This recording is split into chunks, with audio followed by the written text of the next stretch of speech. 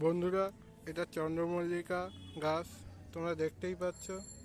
এই গাছটা শীতের সময় লাগানো হয়েছিল, শীতের শুরুতে। একতরফা ফুল দেওয়া হয়ে গেছে একবার করে। এবার এই গাছটাকে ছাঁটাই করতে হবে।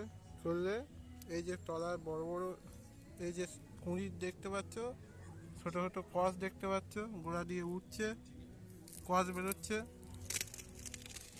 এই কষগুলো আবার আস্তে আস্তে বড় হয়ে আবার একটা পূর্ণাঙ্গ গাছে রূপান্তরিত হবে এবং বেশি দিন দীর্ঘায়িত হবে এই গাছটি। তাই জন্য এই আপনাদের সামনে গাছটি আমি ছাঁটাই করছি।